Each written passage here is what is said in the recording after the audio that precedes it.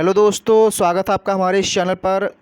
दोस्तों, हम लोग पढ़ रहे थे स्टूडेंट मॉप्स और उसके अभी तक मैंने 2 पार्ट अपलोड किए हैं, मतलब 2 वीडियो अभी तक उसके बन चुके हैं और उम्मीद है आप लोगों ने उसको देखा होगा और इंतज़ार कर रहे होंगे तीसरे पार्ट का। तो आज हम लोग स्टार्टिंग करने जा रहे हैं तीसरे पार्ट की और इसके बाद शायद एक पार्ट और आए, चौथा पार्ट।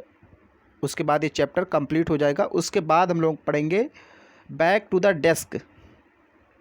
ओके, उसके बाद हम लोग उसी चैप्टर को देखेंगे। तो सेकेंड पार्ट अगर आपने देखा है तो उसमें मैंने आपको पढ़ाया था यूसेस तक। ऊपर देखिए टिक लगा हुआ है यूसेस, और उसके आगे हम लोग को स्टडी करना है आज। तो चलिए हम लोग देखते हैं इसको लाइन बाय लाइन और समझते हैं। देखिए, तो मैंने आपको बताया था कि कैसे ये जो छात्र होते हैं यूनिवर्सिटी के अपने आप को मिस्चीवियस बॉय में कन्वर्ट कर लेते हैं और फिर कैसे ये गलत हरकतें करते हैं। सड़क पर चलते हुए महिलाओं को, बच्चों को डराते हैं, खिड़कियां तोड़ देते हैं, कार को स्मैश करते हैं, तोड़ फोड़ देते हैं और लाइब्रेरी पुस्तकें जला देते हैं। ये सारी जो गतिविधियां हैं, हरकतें हैं, गलत हरकतें, इनको ये लोग कैसे अंजाम देते हैं। ओके, तो आगे यहाँ पर बताया गया है कि ये जो हरकतें करते हैं ज़रूरी नहीं है कि ये अपने मन से ही करते हैं। ज़रूरी नहीं कि ये अपने मन से ही करते हैं, मतलब इनका कोई उसमें ऐसा नहीं कि लाभ है, बल्कि ये एक गवर्नमेंट की पॉलिसी भी हो सकती है। मतलब इसको सरकारें करवा भी सकती हैं, सरकारें करवा भी सकती हैं। ज़रूरी नहीं कि स्टूडेंट बस अपने आप से करते हैं। ओके, तो यही चीज़ आगे डिस्कस की गई है। चलिए हम लोग पढ़ते हैं, फिर उसको समझेंगे। And that this may not be merely so many hot hidden lads escaping all control, that it may itself be part of government policy, mob antics as additional propaganda to deceive world opinion makes our situation even worse। देखिए यहाँ पर कुछ word हैं, उनको मैं बता देता हूँ। यहाँ पर एक वर्ड है, 1 मिनट। तो यहाँ पर एक वर्ड आया, इसको देख लीजिए, इसीलिए मैं बताना चाहता था। ये जो वर्ड है, ये जिसके नीचे मैंने अंडरलाइन की, हॉट हीडेड लैड्स। तो दोस्तों, जो हॉट हीडेड लैड्स यहाँ पर इसका मतलब है कि ऐसे, लैड्स का मतलब होता है बालक या बच्चे। तो ऐसे लड़के जो हॉट हीडेड होते हैं, मीन्स थोड़े गर्म स्वभाव के होते हैं, गुस्सैल होते हैं, उग्र होते हैं, हॉट हीडेड लैड्स उन्हीं को कहा गया है। उसके बाद अगर इसमें कोई एक वर्ड और है, हाँ इसको भी देख लीजिए। एक वर्ड है इसमें एंटिक्स। तो एंटिक्स का मतलब होता है हरकत, और मॉब इसके पहले लिखा है, तो मॉब एंटिक्स मीन्स भीड़ वाली जो हरकत होती है, यानी कि भीड़ में जो हरकतें होती हैं उसकी बात की जा रही है। वर्ड समझ लीजिए, फिर मैं आपको समझाऊंगा लाइन बाय लाइन। ओके, एक वर्ड और है इसमें एडिशनल। एडिशनल का मतलब तो आप जानते ही हैं, अतिरिक्त। इसके अतिरिक्त एक और वर्ड है जो आप लोगों ने अक्सर सुना है, प्रोपोगेंडा। तो प्रोपोगेंडा मीन्स होता है प्रचार। ओके, अब हम लोग चलिए देखते हैं।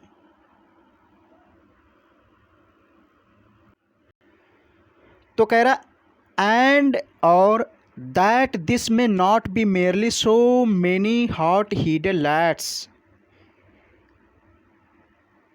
ये केवल हॉट हीडेड लैड से ही नहीं हो सकता है। ये जो तोड़ फोड़ होता है, लाइब्रेरी जलाई जाती हैं और जो भी नुकसान होते हैं सार्वजनिक चीज़ों के, ये केवल हॉट हीडेड लैड्स के जरिए ही नहीं होता है। स्कीपिंग ऑल कंट्रोल, जो सभी प्रकार के नियंत्रण से बच करके ऐसा करते हैं, केवल उन्हीं के द्वारा नहीं होता है। समझिए इस लाइन को। ये जो गतिविधियां हैं, हरकतें हैं, ये केवल हॉट हीडेड लैड्स के कारण ही नहीं होता, वही इसके जिम्मेदार नहीं हैं। That it may itself be part of government policy. ये तो गवर्नमेंट पॉलिसी का एक हिस्सा हो सकता है, उसका एक भाग हो सकता है। दैट इट मे इटसेल्फ, स्वयं, ये स्वयं भी हो सकता है पार्ट, हिस्सा ऑफ गवर्नमेंट पॉलिसी, सरकार की नीतियों का। यानी कि जो सरकार की नीति है उसका एक ये हिस्सा है। ये जो दंगे होते हैं या जो स्टूडेंट लोग हरकतें करते हैं, गाड़ियाँ जला देते हैं, लाइब्रेरी जला देती हैं, ये स्टूडेंट ही इसके लिए नहीं जिम्मेदार हैं। ये क्या होता है कि ये सरकार का एक पॉलिसी होता है, उसकी एक नीति होती है। मॉब एंटिक्स, और इस प्रकार वो जो भीड़ वाली हरकतें होती हैं ये सरकार पॉलिसी के तहत आती हैं। एज एडिशनल प्रोपोगेंडा, और ऐसा क्यों करते हैं? एडिशनल प्रोपोगेंडा, अपने अतिरिक्त प्रचार के लिए। टू डिसीव वर्ल्ड ओपिनियन, संसार के विचारों को धोखा देते हैं। Makes our situation even worse, और इसके बाद हमारी स्थिति बद से बदतर हो जाती है।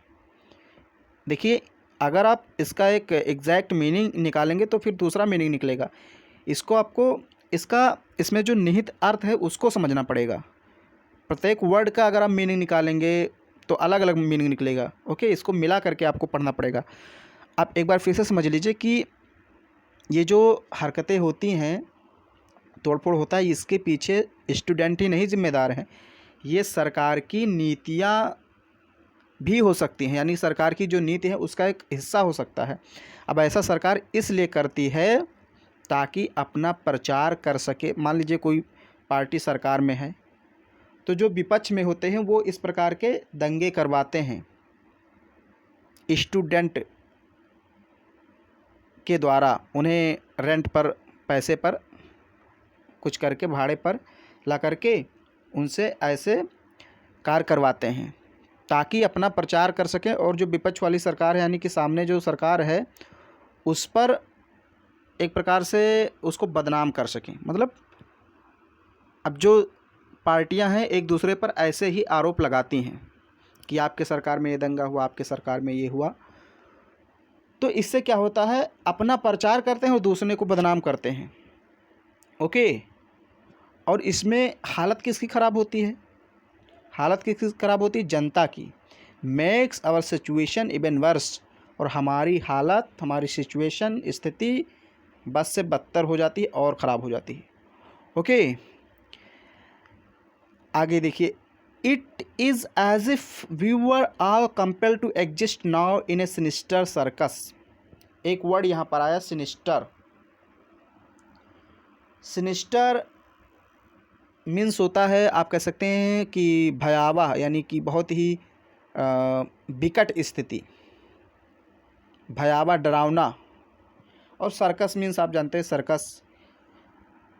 ओके, तो कह रहे हैं इट इज़, ऐसा लगता है, एज इफ, मानो, वी वर ऑल कंपेल्ड, हम लोग मजबूर हैं, टू एग्जिस्ट, रहने के लिए, नाउ, अब, इन ए सिनिस्टर सर्कस, एक सिनिस्टर सर्कस में, एक खतरनाक भयावह सर्कस में।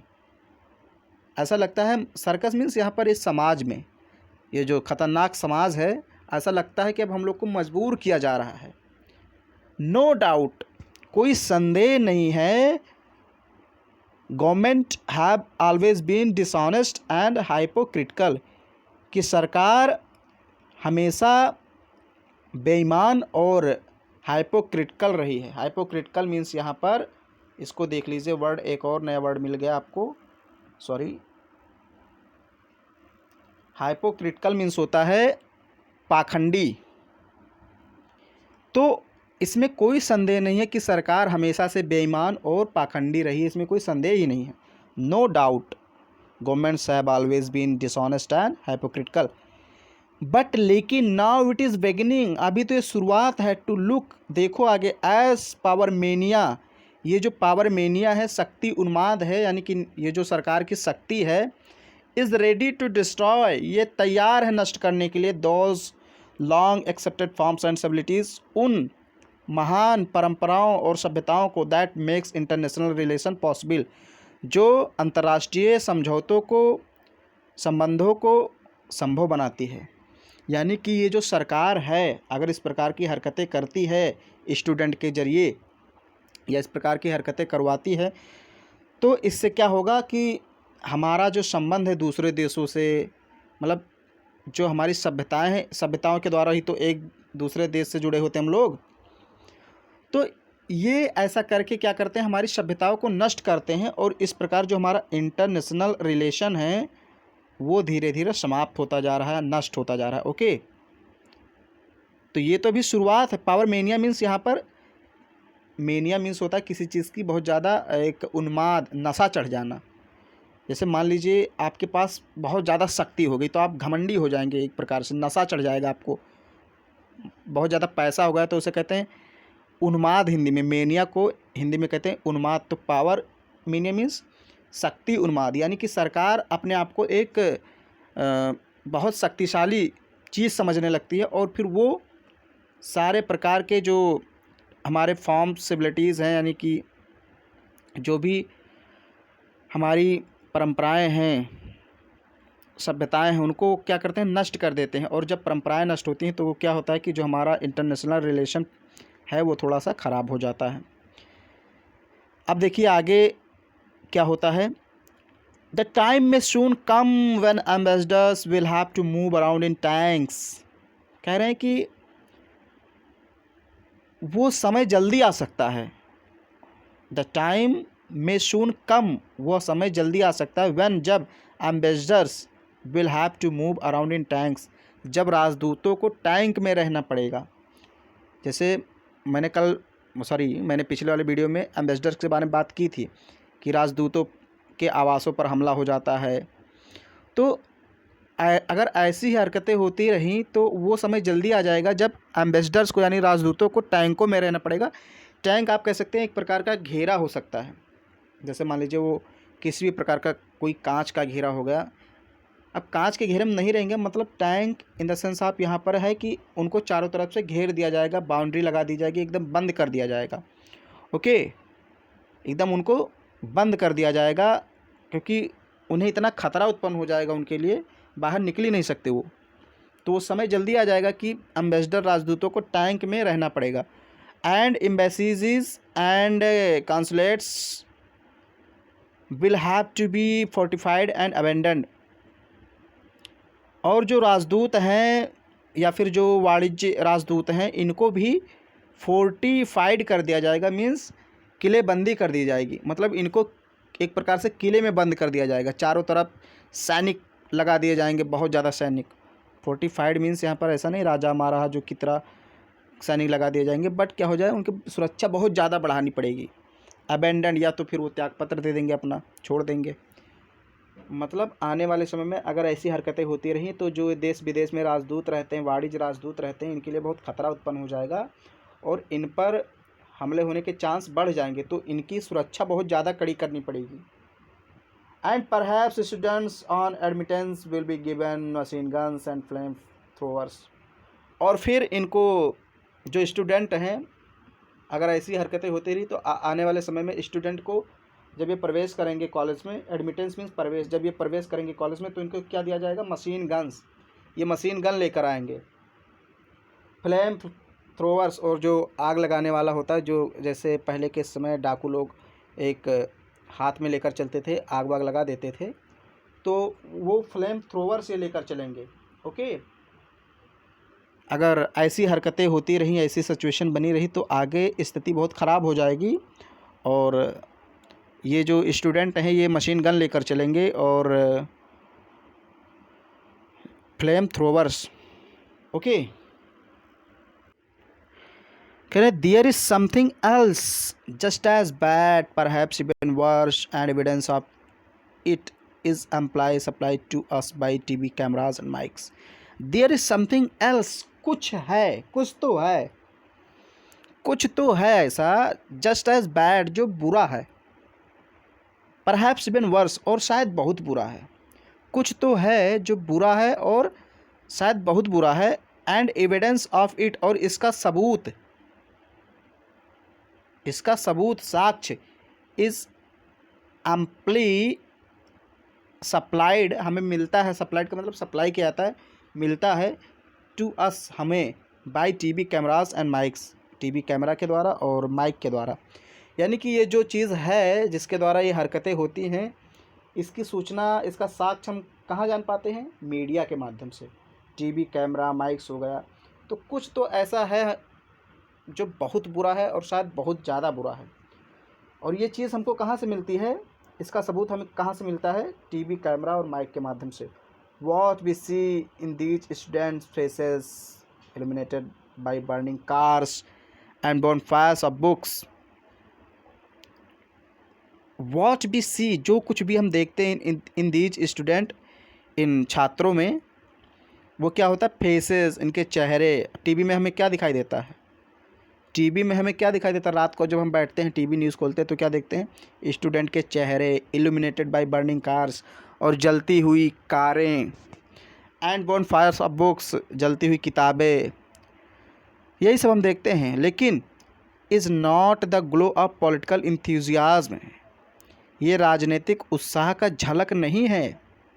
मतलब इसमें देखिए भाई, दंगे फसाद होते हैं वो ठीक है, लेकिन पुस्तकें जलाने का जो काम है ये राजनेता नहीं करवाते हैं, नेता सरकार ये नहीं करवाती है।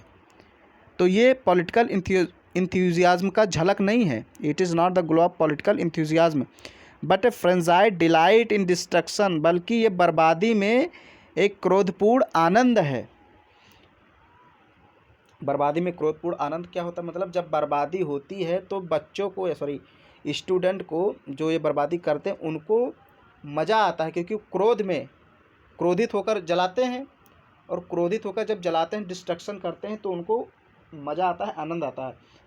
फ्रेंजाइड मीन्स क्रोधपूर्ण। ये आनंद तो है उनको मिलता है, लेकिन एक क्रोधपूर्ण आनंद मिलता है।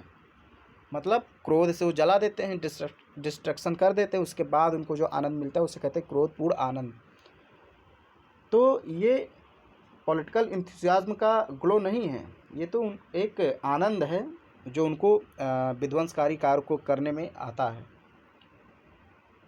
वॉट एवर कंट्री और party they may be, whatever country और party they may be demonstrating for और अगेंस्ट, वो चाहे कोई भी कंट्री क्यों ना हो, चाहे कोई भी पार्टी क्यों ना हो, वो चाहे उसके अगेंस्ट में हो या उसके समर्थन में हो। वॉट रियली इंस्पायर्स देम, जो कुछ भी उनको इंस्पायर करती है, यहाँ पर स्टूडेंट की बात कर रहे हैं कि वो कोई भी कंट्री क्यों ना, किसी भी देश की स्थिति क्यों ना हो, और वे स्टूडेंट किसी भी पार्टी से क्यों ना हो। यहाँ कहने का मतलब यही, व्हाट कंट्री और party they may be demonstrating for और अगेंस्ट, वो कोई भी देश क्यों ना हो, किसी भी देश के रहने वाले स्टूडेंट क्यों ना हो, किसी भी पार्टी वाले स्टूडेंट क्यों ना हो, और किसी के समर्थन में या किसी के अगेंस्ट यानी खिलाफ क्यों ना हो। व्हाट रियली इंस्पायर्स देम, जो कुछ उनको इंस्पायर करती है, प्रेरित करती है, यानी कि ये इन गलत हरकतों को करने के लिए जो प्रेरित करती है, वो चीज़ क्या है? इज़ एन अर्ज टुवर्ड वायलेंट डिमोलिशन, वो एक अर्ज है, आग्रह है, टुवर्ड वायलेंट डिमोलिशन, यानी कि हिंसक विध्वंस के लिए। कहीं ना कहीं सरकारें आग्रह करती हैं, आग्रह का मतलब हाथ पैर नहीं जोड़ती हैं, बट कहीं ना कहीं वो करवाती हैं। इसका मतलब आग्रह करने का मतलब कहीं ना कहीं वो लोग स्टूडेंट से काम करवाते हैं, और यही चीज़ उनको प्रेरित करती है ऐसी हरकतें करने के लिए। स्टूडेंट स्वयं नहीं करते हैं, उन्हें उनसे करवाया जाता है। ओके, उन्हें इंस्पायर किया जाता है इसको करने के लिए पार्टियों के द्वारा। वो कोई भी पार्टी हो सकती है, कोई भी देश हो सकता है। दे डोंट नो, वे नहीं जानते हैं, स्टूडेंट जो ये हरकतें करते हैं वे नहीं जानते हैं। एंड मे नेवर नो, और शायद जान भी नहीं पाएंगे आगे। How to make anything worth, कि चीज़ें कैसे बनती हैं। वर्थ मीन्स योग्य, यानी ये जो हम चीज़ें जला रहे हैं, गाड़ियों को जला देते हैं, पुस्तकों को जला देते हैं, वे शायद ये नहीं जानते हैं कि कितना समय लगा होगा इसको बनने में, कितने पैसे की ये आती है, कितनी मेहनत लगती है हर एक चीज़ को बनाने में, कार को ख़रीदने में, लेकिन वो लोग तो जला देते हैं। But they need no courses, उन्हें किसी कोर्स की ज़रूरत नहीं है।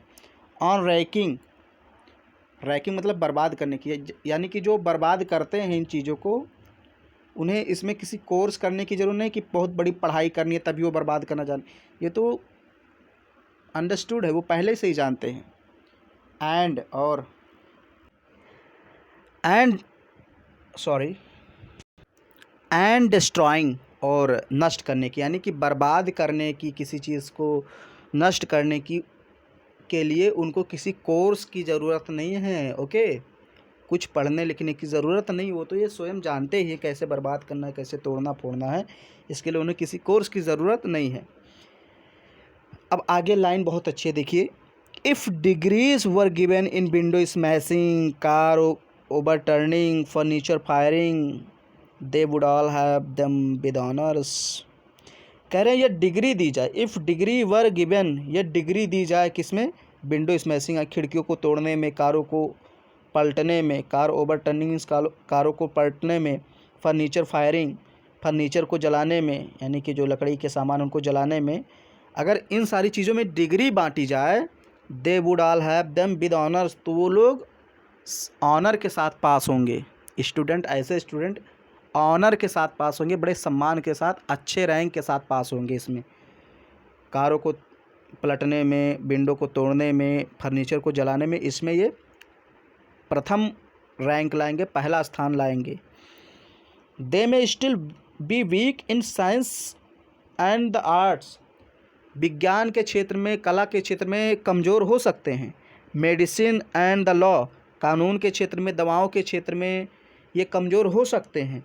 But they already have first in hooliganism, लेकिन हुड़दंग, होलिगनिज्म मीन्स ये जो हरकतें करते हैं, इसमें ये है फर्स्ट, प्रथम आएंगे, इसमें इनका प्रथम स्थान होगा हुड़दंग में।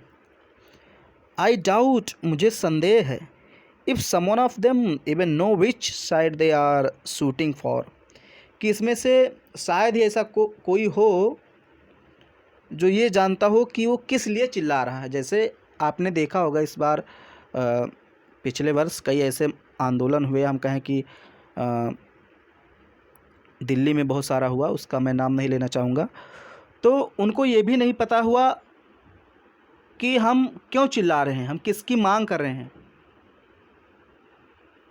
ओके, मतलब आंदोलन कर रहे हैं, लेकिन उन्हें ये भी नहीं पता हम आंदोलन क्यों कर रहे हैं। बस वो किराए पर आ गए, 500 रुपये पर, चाय पकौड़ी पर 100 रुपये पर, भाड़े पर आ गए, आंदोलन कर रहे हैं, सरकार के खिलाफ विरोध जता रहे हैं, लेकिन उन्हें वास्तव में ये नहीं पता रहे हम चिल्ला क्यों रहे हैं।